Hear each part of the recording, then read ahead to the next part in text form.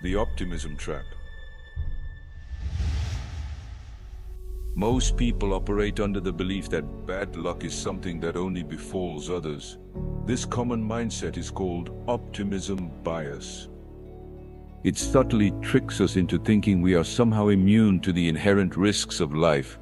Even when surrounded by obvious signs of potential disaster, we stubbornly cling to the thought, "It won't happen to me." Why does this occur?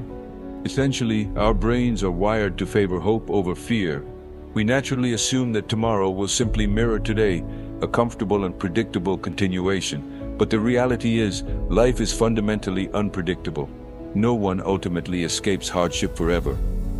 Let's explore why we feel so invincible, delving into the brain's role in this phenomenon. Humans are naturally inclined to focus on positive outcomes. This inherent bias actually helps us stay motivated and proactive. However, it also insidiously blinds us to real and present dangers.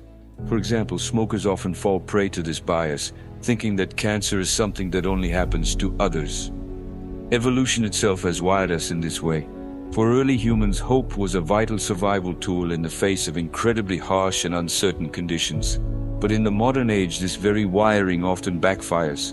It leads us to skip crucial insurance, ignore clear warnings, or take reckless and unnecessary risks. And it's not just biology. Cultural stories also reinforce this bias. Society frequently praises individuals who beat the odds, those who achieve improbable success. Stories of heroes and remarkable triumphs make us believe on some level that we too can control fate. This narrative, however, subtly hides a crucial truth. Luck plays a far more significant role in life than we often acknowledge.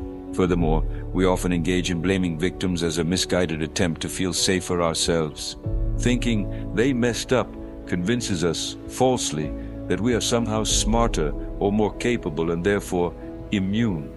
This shields us from facing a difficult reality, our own inherent fragility. Philosophers, especially with ancient wisdom, have long warned us about this very human tendency. Stoic thinkers like the wise Seneca understood the fragile nature of life. "Prepare for storms while the sky is clear," he wrote, encapsulating this understanding. Accepting uncertainty rather than fearing it is what builds true resilience.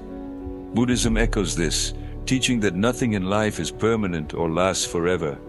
Clinging to a false sense of stability is, in their view, a primary cause of suffering. True peace, they suggest, comes from letting go of this illusion of invincibility, and modern voices continue to echo these warnings. Friedrich Nietzsche boldly called optimism a fundamental lie, urging us instead to embrace the often harsh reality of existence, not hide from it. Blaise Pascal astutely noted how often humans distract themselves with trivialities simply to avoid facing uncomfortable and even frightening truths. Michel Foucault in his work revealed how society itself shapes our perceptions. Systems can subtly encourage us to ignore widespread risks like poverty or systemic illness. We comfortably think, "That's not my problem," until inevitably it is. So, why is this mindset so dangerous? Let's consider the personal harm it can cause. Overconfidence, fueled by optimism bias, frequently leads to personal crisis. People avoid essential doctor's visits, overspend beyond their means, or remain trapped in toxic relationships, often thinking, "I'll fix it later." But tragically, later often never comes. When disasters like unexpected job loss or severe illness inevitably strike, they are completely blindsided.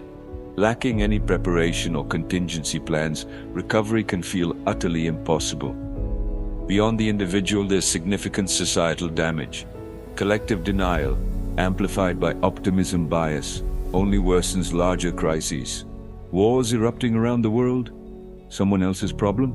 Pandemics sweeping across the globe? "I won't get sick."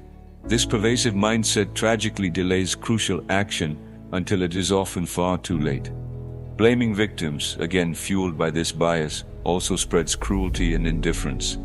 Assuming they deserved it conveniently ignores the presence of deeply unfair systems and circumstances. Ultimately, it prevents us from extending compassion and help to others when it is most needed. So, how do we fix this ingrained bias? The first step is to consciously accept uncertainty. Admit, honestly, that life is inherently unpredictable. Proactively plan for potential risks, but without allowing it to become an all-consuming obsession. This means taking practical steps, saving money, getting regular health checkups, and genuinely listening to credible warnings.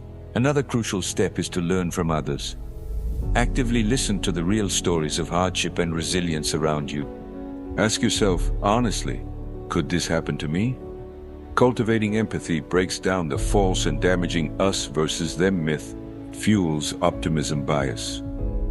Finally, we need to practice humility. Recognize that no one, absolutely no one, is in complete control of everything. Luck, both good and bad, undeniably shapes all of our lives. Cultivate gratitude for the good days when they arrive, and diligently prepare for the inevitable tough ones. This brings us to the idea of hope without illusion. Optimism itself isn't inherently bad, but it must be balanced with a healthy dose of realism. Life, in all its messy glory, is challenging for absolutely everyone at some point. As Seneca wisely said, prepare for the worst, enjoy the best. Let's drop the self-deceptive "it won't happen to me" lie. Instead, build genuine strength by facing the truth of life's uncertainties. That's how we truly survive and effectively help others when the inevitable storms of life hit.